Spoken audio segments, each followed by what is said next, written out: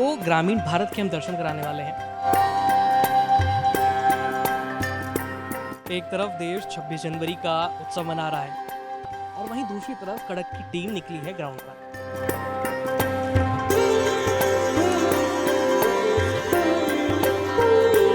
और आपको ग्रामीण भारत के हम दर्शन कराने वाले हैं। दिल्ली से महज 80 किलोमीटर के आसपास की दूरी होगी। गांव देहात का इलाका है, जिला है बागपत। हम बागपत आए हैं, आपको बागपत के किसानों से मिलाएंगे, बागपत के अस्पताल ले जाएंगे और ये दिखाने वाले हैं कि जहां एक तरफ देश चौथी अर्थव्यवस्था बन चुका है, हम लोग नई बुलंदियों को छू रहे हैं, वहीं दूसरी ओर ग्राउंड पर हालात कैसे हैं। जो अन्नदाता जिसका 40 से 60% का आंकड़ा बताया जाता है देश में, जो लोग 60% लोग खेती से जुड़े हुए हैं, वाकई में ग्राउंड पर उनकी स्थिति किस तरह की है, उनको किस तरह की सुविधाएं दी जा रही हैं सरकार की तरफ से और कहाँ विकास की गुंजाइश है। तो आइए हमारे साथ जुड़िए इस रिपोर्ट में और आपको ले चलते हैं बागपत के किसानों के पास। भाई गन्ने के रेट की तो यार बात सुन लो, गन्ने का जो हिसाब महंगाई चल रही है उसके हिसाब तो है कम। दूसरी बात, समय पे पैसे नहीं देता, किसान परेशान है, पटी देख लत्ते पैर रही है। ये तड़कियाँ में इस टाइम जा, फिर संजय पर आ, फिर सांझ को जा, खाने पीने का कोई ढंग नहीं इनका, उठन बैठना कोई ढंग नहीं। तो ये बताओ कि हर साल कितना रेट बढ़ना चाहिए और असल में कितना बढ़ता है? नहीं, जैसे और महंगाई बढ़ने लग रही है उसके हिसाब से बढ़ा दे। हम लोग कह लगा 1000 रुपये बढ़ा दो, 1000 थोड़े बढ़ जाएंगे भाई। जैसी और महंगाई बढ़ रही है उसके हिसाब से बढ़ाओ जा। चलो ये है भाई, हर चीज बढ़ रही, कपड़ा भी, डॉक्टर की डॉक्टरी ना लिए पड़ते हमारे बताओ। मतलब ये है, हमारी गुंजाइश तो है 100 रुपए की, अगले ले लें 10,000 रुपये, तो ये तो डॉक्टर ना लिए पड़ते किसान पे। तो क्यों, बाहरी कोई आमदनी नहीं होती और बाकी कृषि पर तो निर्भर है। कभी पेमेंट नहीं आता, वो पेमेंट आवे उसमें खड़ पानी में चला जा डांगरू की, यू है भाई। अच्छा, किसान है तो फिर यहाँ वो भी रहेंगे भाई, पशु भी रहेंगे। पशुओं का अस्पताल है आसपास? पशुओं का अस्पताल तो है, इलाज है वहाँ? ठीक। हाँ, पर कम ले जाओ वहाँ, क्यों सड़क पे हो गया हो, प्राइवेट पे दिखा लें फिर भी सभी पशुओं को। अच्छा, एक तरफ तो 26 जनवरी जो है दिल्ली में परेड निकल रही है, तमाम भाषण हो रहे हैं, तो वहीं जो अन्नदाता है, किसान है, जो पूरे देश का पेट भरता है उगा करके, उसके हालात कैसे हैं गाँव में? नहीं, बुरा ही हाल है जी। गंडे का ये पेमेंट है, मिल है मलकपुर का, ये पिछला देता नहीं, पिछले साल का भी रह रहा, इस साल का तो आया ही नहीं। मैं तो ठीक है, नाम मेरा प्रमोद कुमार है, सोनप्त इकबाल सिंह से सब नौकरी करके पिलसन मिले, जिसको पिलसन नहीं मिल रही वो अपना औने पौने भाव में गंडा बेच रहा है। कोई 350 450 में गंडे का भाव है 400 का, वो 300 रुपये में बेच रहा था। मजबूरी नहीं आया, 26 जनवरी तो मेरी मन रही है यहाँ से, मजदूर जो रख रहे, अगर उनको पेमेंट ना दे, हमारी पेंशन ना हो तो इनका क्या हाल होगा। तो मजदूर मतलब क्या साल भर इनका पेमेंट रुका है? पेमेंट तो इनको तो साल देना पड़े, अपने दौड़ देने पड़े, घंटे पे देते हैं इनको मुँह। जब पेमेंट करना, पेमेंट पिछले साल का भी रुक रहा। तो पिछले साल का पेमेंट इन्होंने क्लियर करा? नहीं नहीं, क्लियर नहीं। कहाँ तक आया भाई? 5 मार्च तक का। पिछले साल 5 मार्च तक का आया है। तो अभी कितना, 1 महीने का बच रहा, 2 का? नहीं, पिछले साल का कम से कम 30% पेमेंट बाकी है मलकपुर शुगर मिल पे। और जो ये आप फिलहाल में जो चालू हुआ है इसका तो टोटली पेमेंट बकाया है। अब मुश्किल से 1.5 महीने के बाद मिल बंद हो जाएगा। तब तक तो ये पहला भुगतान भी नहीं कर पाएगा। जो छोटा किसान है या बड़ा किसान भी हो, जो पूर्ण रूप से खेती पे निर्भर है, उसके पास में कोई उपाय नहीं है सिवा आत्महत्या के या अपनी जमीन बेचने के। इसके अलावा कर नहीं सकता। तो ये बताओ भाई, जैसे गन्ने का तो आपने बता ही दिया, पर पेमेंट किस हिसाब से मिले? कि 6 महीने पीछे है, साल भर है, 2 साल है? नहीं, साल भर के 1 महीने पीछे देऊ जा भाई, 1 महीने का देऊ जा, इकट्ठा होगा 1 महीने का दे दे, फिर अगले महीने का दे दे, इस हिसाब से देऊ जा।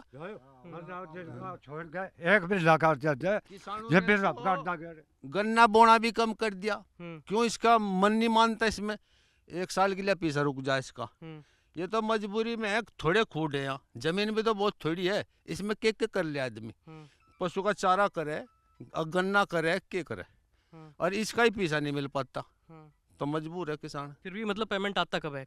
जैसे अभी डाल दिया आपने गन्ना, अब लो तो पिछला नहीं आया, हाँ, इस अगले का पता नहीं कब देगा। और इब का कुछ ठीक दे रहा, लेकिन और साल तो पिछली साल का भी अगले साल लो देता। अरे ठीक है, खा दे 2 बिल्ला खा चाहिए बिरा जा, तो चलो फिर भी ठीक है। हाँ, खा दे रहा ठीक। अच्छा, 2 बिल्ला खा चाहिए बिरा जा, फिर बैठ 2 महीने का रह रहा अभी भी। हमने पुरके के हिसाब से, पहले के हिसाब से बताया, पहले के हिसाब से ठीक है।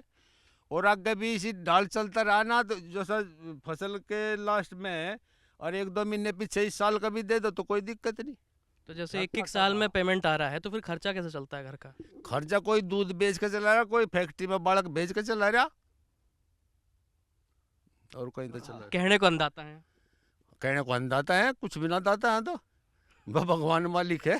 कोल्लू में 4.5 वो से भी- 4.25 से का भाव रहा 10 गन्ने साल का। हो लिया। कोल्लू में कितने का? 450 का, और मील में? मील में 400 का। तो कोल्लू ही ज्यादा दे रहा है। हाँ, ज़्यादा नगद पेमेंट दे रहा। तो फिर वो है कि पर्ची नहीं आएगी अगर हाँ, ये यहाँ समस्या है। आगे चल के मान लिया कोल्लू में रेट कम हो गया हाँ, तो मील वाला पर्ची उसी हिसाब से देगा, हमारी सप्लाई के हिसाब से। हाँ। हाँ, इसी उस वजह पे- डर की वजह से थोड़ा मील में डालना पड़ रहा, तो ना कोई नहीं जानेगा मील में। बीघे के हिसाब से भी तो है कि इतनी पर्ची निकलेगी इसमें? नहीं, बीघे का हिसाब कोई नहीं होता, वो सप्लाई का हिसाब होता है। 5 साल, 3 साल या 2 साल, हम्म, जिस जो सबसे ज़्यादा होता है वही सप्लाई का हिसाब होता है। ठीक। हाँ, जो नए बॉन्ड बनते हैं वो 1 बीघे, उनका 1 बीघे का हिसाब से पर्ची आती है। हम्म, 1 साल आएगी, 2 साल आएगी, हम्म। फिर सप्लाई के हिसाब से। अच्छा, और जो सरकारी अस्पताल है और उनकी हालत कैसी? सरकारी अस्पताल तो खैर ठीक है, हम्म, कैसे डेली आवे डॉक्टर वगैरह तो यहाँ पे, हम्म, हाँ वो तो ठीक है, लेकिन स्कूलों की हालत तो वैसी है, स्कूल सही नहीं है।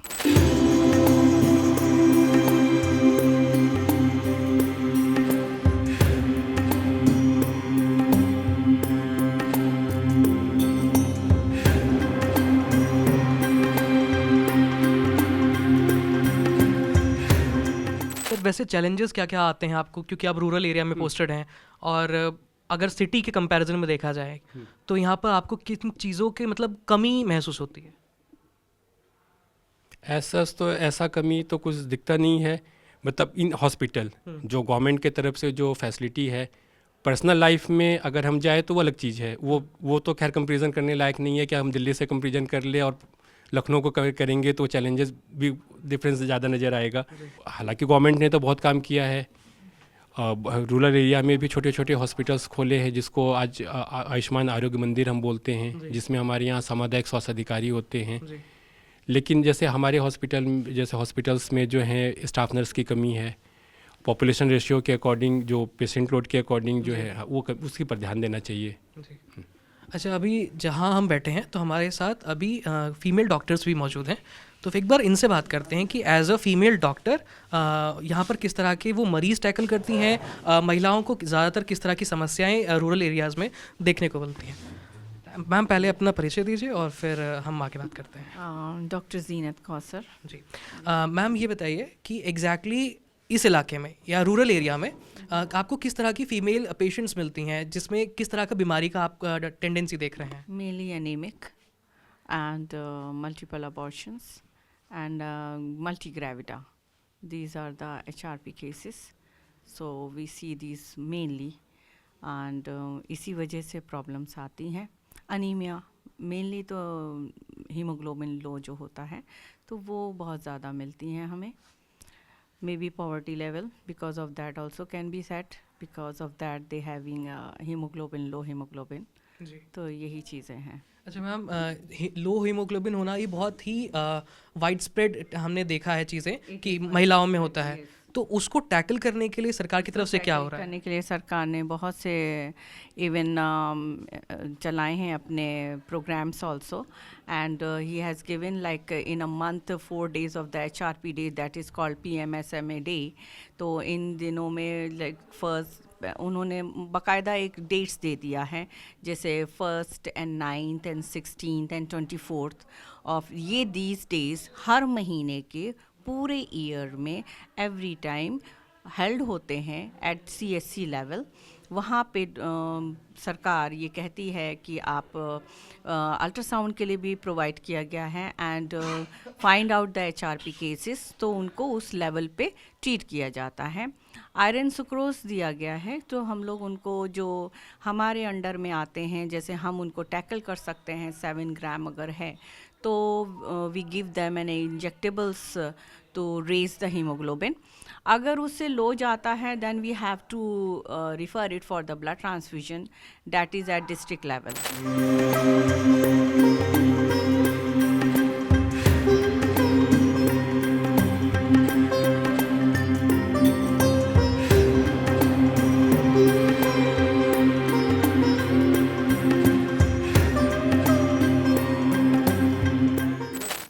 आप ये बताइए कि क्या क्या इक्विपमेंट्स हैं आपके लैब में? सर हमारे यहाँ पे लैब में जो सारी फैसिलिटी है, जो भी जांच होती है ब्लड वगैरह की, सारी यूरिन की, वो सब जांच होती है। इधर से एंट्री यहाँ से कराने के बाद पेशेंट यहाँ से इधर। तो ये कंप्यूटर पे एंट्री होती है यहाँ पे? जी जी, कंप्यूटर पे एंट्री। सारा डिजिटल रिकॉर्ड है? जी सर। जी, और उसके बाद आपके यहाँ क्या क्या फैसिलिटी है, किस किस बीमारी की जांच है? जी, यहाँ पे सभी तरह की जांच है, यूरिन और ब्लड की। ब्लड में जैसे कि hepatitis C, B, malaria, typhoid, dengue, और बायोकेमिस्ट्री की जांच होती है, CBC वगैरह सब होता है। अच्छा, तो यहाँ पर क्या ब्लड सैंपल वगैरह यहाँ लिया जाता है? जी जी। अच्छा, और इसके अलावा अंदर आप दिखा सकते हैं लैब में क्या क्या चीज़ें? जी सर। सर यहाँ पे हमारी बायोकेमिस्ट्री की जांच होती है, इस पे LFT KFT लिपिड प्रोफाइल। हाँ जी, और ये CBC की मशीन है इधर, इससे यहाँ पे CBC लगती है। अच्छा, ये यहाँ पे, और इसके अलावा और क्या क्या मशीन हैं यहाँ पे? मशीन तो सर ये है उधर, और जी यहाँ पे सेंट्रीफ्यूज मशीन है। हाँ, यहाँ से प्लेटलेट्स वगैरह जो है वो। जी जी, जो सेंट्रीफ्यूज सैंपल यहाँ पे सेंट्रीफ्यूज करते हैं। हाँ। यहाँ से सेंट्रीफ्यूज सिरम निकालने के बाद तब बायोकेमिस्ट्री उधर जांच लगाते हैं। अच्छा, तो इन जनरल जो इमीडिएट चीज़ें होनी चाहिए वो सारी लैब में है। जी, और रिजल्ट कब तक आता है? रिजल्ट सर अगले दिन देते हैं, कुछ जांच है कि साथ के साथ रिजल्ट आ जाए। जी। अच्छा, जैसे कोई यहाँ पे आपके लैब में आया जिसने रजिस्ट्रेशन कराया, तो रजिस्ट्रेशन में क्या क्या डॉक्यूमेंट्स चाहिए उसको? सर डॉक्यूमेंट्स नहीं, नाम से हो जाती है और मोबाइल नंबर की जरूरत पड़ती है। आधार वगैरह कुछ नहीं? नहीं सर, नाम और मोबाइल नंबर? जी सर। जी, और इसके अलावा आपको क्या लगता है कि और किस किस चीज़ की फैसिलिटी और होनी चाहिए यहाँ पे? या बिजली की कमी है, कई बार सैंपल ख़राब हो जाते हैं? नहीं सर, बिजली की भी सब सुविधा है। हाँ। सभी जांच हो रही है लगभग। बड़ी बड़ी जांच है जैसे थायराइड वगैरह, वो यहाँ पे हो नहीं पाती। वो कहाँ होगी? वो सर वो तो बाहर ही होती है। रेफ़र करते हो? जी सर। जी जी, जिले में।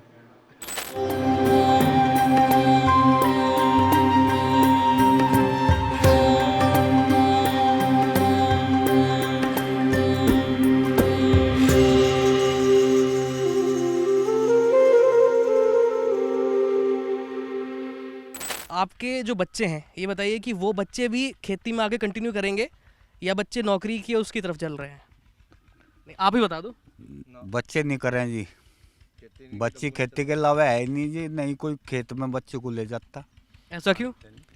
बस बच्चे नहीं आते जी, कोई बच्चों को ले नहीं जाता, किसी के बच्चे खेत में आते नहीं। बस अपना भारी काम है जी, तो सब अपने बच्चों को बचाना सोचे हैं जी भारी काम से। नहीं भाई, जैसे थारे बड़े थे, हाँ जी। उन्होंने खेती करी, हाँ उनके गैर लग के तुमने खेती करी, हाँ जी। तो अब थारी गैर लग के तो अगली पीढ़ी भी तो करेगी। तो अब चेंजिंग आ गया ना जी, प्रकृति के चेंजिंग आ गया। अब हर आदमी ये चाह रहा कि मेरा बच्चा लेफ्टिनेंट बने, मेरा बच्चा पढ़ लिख के मास्टर बने, प्रिंसिपल बने, चेंजिंग आ गया जी। तो ऐसा नहीं लगेगा कि भाई जैसे ये पीढ़ी अगर खेती कर रही है, अगली पीढ़ी ध्यान नहीं देगी तो फिर खेती खत्म नहीं हो जाएगी? हाँ जी, खेती तो वैसे भी खत्म हो रही जी, जमीन बिकती जा रही, बहुत थोड़ी खेती जा रही। बागपत जिले में तो बहुत कम रकबा रह रहा जी। आपकी जनरेशन है, आपकी पीढ़ी है, खेती में है, लेकिन जिस हिसाब के हालात हैं, क्या आपको लग रहा है कि अगली पीढ़ी, हमारी वाली जो पीढ़ी है, वो खेती संभालेगी? भीख मांगेगी अगली पीढ़ी, जो ये हालत रही क्या करेगी? खेती करेगा, फायदा क्या होगा जब उसका आपने मजदूर को टाइम पर मजदूरी ना मिलो तो काम कहाँ करेगा? भाग जाएगा वो। भाई मेरे पीछे फसल के पीछे ही नहीं मिलेंगे तो क्या फायदा है खेती करेगा? बताओ। एक सरकार ये भी कर रही है कि भी किसानों को जो है 2000 रुपये भी दे रही है, एंड साल भर में 6000 रुपये मिलते हैं, तो वो क्या पैसा टाइम पे मिल रहा है या उसमें भी थोड़ी ढीला व्यवस्था है? नहीं, वो तो किस्त आती है जिसका सही है हिसाब, वो सब डॉक्यूमेंट सही जमा है, सब वो टाइम पे आती है। अच्छा, कई बार जो है किसान जो है लोन भी निकालते हैं, गोल्ड निकाल रखा है, वो निकाल रखा है, तो लोन माफ़ी का क्या सिस्टम है यहाँ? लोन माफी तो जो चुनाव होते हैं जब ही होती है बस। हाँ। और वो भी जिसका बकाया है या पेंडिंग पड़ा 4-5 साल तक, और वो उसके अलावा ही नहीं जा रहा, मान लिया किस्त नहीं भर रहा अपनी, जो भी जमा नहीं कर रहा, उन्हीं का ही माफ होता है 1 लाख तक का। वो भी 1 लाख तक का? हाँ, 1 लाख से ऊपर नहीं? नहीं। तो अभी यहाँ तो हमारे चारों तरफ बुजुर्ग थे, हमें एक युवा भी मिल गए, एक बार इनसे भी बात करके देखते हैं। भैया आपका नाम? गौतम तोमर। अच्छा गौतम, ये बताओ कि अभी मतलब यहाँ खेती में ही कर रहे हो, किस चीज़ की तैयारी कर रहे हो? मैं जी कबड्डी की तैयारी कर रहा, कबड्डी प्लेयर हूँ जी। हाँ। हाँ जी। तो वैसे खेती भी करते हो? हाँ, गांव में आ जाता हूँ तो खेती कर लेता हूँ, थोड़ा बहुत अपने पापा का हाथ बटा देता हूँ। हाँ। और तो बस अकेडमी में रहता हूँ मैं तो। अच्छा, तो भाई ये बताओ कि भाई जैसे आप उसकी खेल की तैयारी कर रहे हो, तो इस बीच में आपको नहीं लगता कि भाई युवा जो है वो मिट्टी से दूर हो रहा है, खेती से दूर हो रहा है? हाँ जी, हुआ तो मिट्टी से दूर हो ही रहा है। और अब तो बिक आधी ज़मीनें बिक भी चुकी है गांव में, लगभग सारी बिक चुकी है। थोड़ी बहुत रह रही है जिनको ये है कि हमारा काम चल जाएगा खेती करके, तो वो अभी खेती कर रहे हैं। और बाकी तो सब ऐसे ही घर में बैठे हैं, कोई फैक्ट्री में चला जाता है, कोई कुछ कर रहा है। तो मतलब ये है कि जितनी जनरेशन है, मतलब आपकी और हमारी उम्र की, उसमें से कितनी % है जो खेती में लगी हुई है? लगभग खेती में तो कोई नहीं है, बस घर पे ही है, कोई कुछ कर रहा है, कोई कुछ कर रहा है। 5 या 10% है जो खेती कर रहे हैं। तो आपको क्या लगता है, मतलब नेक्स्ट जनरेशन के हाथ में खेती जाएगी या नहीं जाएगी? देश का क्या होगा, भूखा मरेगा? नहीं, खेती तो नहीं जाएगी नेक्स्ट जनरेशन के हाथों। बस यही कोई जॉब वगैरह करके प्राइवेट करके अपना घर चला लेगा, और तो ऐसा कुछ है नहीं। नहीं, पैसे तो कमा लेंगे, हाँ। पर दुकान में जो है गेहूं गन्ना ये तो नहीं उगेगा ना? नहीं, ये नहीं उगेगा। हाँ, और जैसे ये हो गया, मजदूर की समस्या हो गई या पेमेंट की समस्या हो गई, आप यहाँ पे पुलिस की तरफ से या अदालत की तरफ से मिल को कुछ नहीं कहा गया कि भाई? पिछले साल आपको गाँव में दिखाऊंगे। हाँ। 3 गाँव का रास्ता है। हाँ। हेवा, हाँ। लूम्ब, तुगाना और तिलवाड़ा। हाँ। उसमें 1-1 फुट पानी भर रहा। हाँ। 2 साल से। उसमें तहसील दी, उसमें भी दरखास्त दिया है, लड़का देगा, तो लड़का है जो मेरा ही देगा, अगले अगले हफ्ते में हो जाएगा, वो भी नहीं हो रहा। क्लियर करेंगे कहीं, तो अपना बचाव कर रहे हैं। हर आदमी को अपनी वो है, अधिकारी ध्यान नहीं दे रहे ना कोई मतलब नहीं। पता नहीं SDM को पेमेंट नहीं कर रहा है, मुख्यमंत्री को मालूम नहीं है, सबको पता, बस पागल बना रहे नहीं। अरे 3 फैक्ट्री है डिस्ट्रिक्ट बागपत में, 2 सरकारी हैं, उनके टाइम पे पैसा मिल जा, और हमारा मिलता नहीं। हमारे हाथ में अन्याय क्यों हो रहा? तो यहाँ के किसान जो हैं सरकारी उसमें क्यों नहीं डालते? नहीं, हम अलग अलग एरिया बैठा है ना। अच्छा। हाँ, तो जो उनका जो एरिया बागपत का जो एरिया है उधर का, वो उसमें है। इधर का जो एरिया है कुछ दूसरा है, वो उसमें है। ये हमारे एरिया का मतलब पर मिल है, हम डाल देंगे। तो हरियाणा बगल में ही नहीं है, नकद पेमेंट है, 4 से आप नकद लें। अच्छा, हम दूसरे गांव में भी गए थे, तो वहाँ पता चला कि किसान जो है कोल्लू में अपना गन्ना दे रहे हैं। आधा मजबूरी यही तो है, बस पेमेंट नहीं मिल रहा। आप मिल में जाकर देखो, बुरा हाल है। 30-35 पैसे दे रहा मिल, 10 बुग्गी खड़ी वहाँ पे। क्यों खड़ी? पीछा नहीं है। पिछले साल जो था एक मलिक के नाम है उसका, विनोद मलिक है, मुकेश मलिक है, और रिटायर भी हो गया, 60 साल पूरे हो लिए, 1 साल फिर रख लिया। क्यों बताओ? कारण क्या है इसका? क्यों रख रहा है उसका मालिक? और पीछे नहीं दे रहा उसका। 5-4 गुर्गियन का पेमेंट हो जाए हर साल। ये नौकर लिया रखे हमने, जिनको ठीक खाना ना दे, ठीक तनख्वाह ना दे। आप हमारे यहाँ काम करोगे, नहीं करो, सुन ली आ रहे हैं आपके पास? हाँ, कई साल से आ रहे हैं। हाँ, क्या करें, मजबूरी है हमारी, अपना काम करवाना। हमें भी मजदूर भी थे, 3-4 मजदूरी था, किसो भी गई हमारे पास में। अगर मिल के भरोसा रहेंगे तो हम तो भूखे मर जाएंगे। अब आपने किसानों की बात सुनी, अब यहाँ जो खेती में जो मजदूर लगे हुए हैं, जो हर साल जो है जब फसल का सीजन आता है तो कुछ मजदूर भी यहाँ हैं, एक बार उनसे बात करते हैं। आपका नाम क्या है? छत्रपाल। छत्रपाल। आप रहने वाले कहाँ के हो? बरेली। तो बरेली से यहाँ बागपत हर साल आते हो? और क्या स्थिति क्या दिख रही है आपको यहाँ ग्राउंड पे? स्थिति का यह है कि अब मान लो कोई मजदूर आए रहो तो पैसे के लिए आए रहो, और यहाँ जब किसाने को पैसा नहीं मिलेगा तो फिर कैसे करके मजबूरी अपनी वो करके कैसे कहाँ से देंगे? कब तक मजदूर कब तक बैठा रहेगा? पैसे के लिए पैदा करने के लिए आता है, और टाइम से पैसा नहीं मिलेगा तो मजदूर भी नहीं आएगा। तो बरेली में क्या मतलब आपको वहाँ रोजगार नहीं मिला तो आपको इतनी दूर आना पड़ा? रोजगार तो है, ऐसा ही है रोजगार, जैसे मतलब कभी है कभी नहीं है। इतनी अच्छी आमदनी नहीं है यहाँ तो। 500-700 रुपये रोज दाढ़ी बन जाए, 10-12 कुंटल अंडे छोड़ते हैं, 55-56 रुपये कुंटल का भाव है। क्या रेट क्या है, मतलब दिहाड़ी का रेट क्या है आपका? दिहाड़ी का हमारे तो जितनी पड़ जाए, ठेके का काम है। हाँ। जो कितने का है? जैसे सीजन का ठेका हो गया। नहीं, कुंटल पे इनका दो। अच्छा, कुंटल पे ठेका है। कितने कुंटल का? ऐसे ही है, 55-60 रुपए ऐसे चल रहा है। 55-60 के बीच में है, कोई चम्मन है, और दिन के कितने कुंटल काट देते हो? ऐसे काट दे, जितने 10 काट दें, 12 काट दें। हाँ। तो 10-12 के साथ मतलब 600-700 रुपए के आसपास रोजाना का। हाँ। और ये कितने महीने चलता है ये पूरा प्रोग्राम? ये तो चलता है काफी दिन, 5-6 महीना 6 महीना चलता है। और जब जैसे अभी वो कह ही रहे हैं कि भाई मिल का पेमेंट नहीं मिल रहा, मिल का पेमेंट किसान को नहीं मिलेगा तो किसान मजदूरों को कैसे देगा? हाँ, कहाँ से देगा बताओ, फिर वो क्या करेगा फिर? तो कई बार ऐसा भी होता है कि मजदूरों को पेमेंट नहीं मिली। हाँ, हाँ उसका फिर वो बार में एक बार फंस जाएगा, फिर नहीं आवे वो यहाँ। जब एक बार उसे पेमेंट ना मिलेगी फिर वो क्या करेगा आइक। तो ये स्थिति है ग्राउंड पर। हालांकि दावे किए जाते हैं कि काफ़ी बदलाव हो रहा है, लेकिन वाकई ग्राउंड पर क्या बदलाव हो रहा है वो आपने देख लिया। किसानों का कहना है कि जो सरकारी मिल है वो अपनी फुल कैपेसिटी पर चल रही है, और जो इस एरिया के लिए मिल दी गई है वो मिल जो है एक साल के बाद भी पूरा पेमेंट नहीं कर रही है, जिसकी वजह से किसानों के पास पेमेंट नहीं आ रहा है। किसान के पास नहीं आएगा तो किसान अपने खेत में लगे हुए मजदूरों को कैसे देगा? जो मजदूर यूपी के दूसरे हिस्से से माइग्रेट करके एक कोने में आए हैं, यहाँ पर मजदूरी कर रहे हैं, पूरे दिन जो है धूप में ठंड में काम करते हैं, क्योंकि इस समय सर्दी का मौसम है, ठंड में काम करते हैं। अगर उनको उनकी जो मेहनत की कमाई है अगर वो भी नहीं मिल पाएगी तो ये स्थिति बहुत ज़्यादा गंभीर है। और यहाँ किसानों की भी अपील यही है, जो लोकल जनता है उनकी भी अपील यही है कि सरकार को और जो आला अधिकारी है, क्योंकि सरकार काम कर रही है तो आला अधिकारी जो है ढीले रवैये में बैठे हुए हैं, तो आला अधिकारियों को इस पर ध्यान देना चाहिए और स्थिति को बेहतर बनाना चाहिए, ताकि जो अन्नदाता है वो अपनी ज़मीन ना छोड़े, वो खेती करना ना छोड़ दे।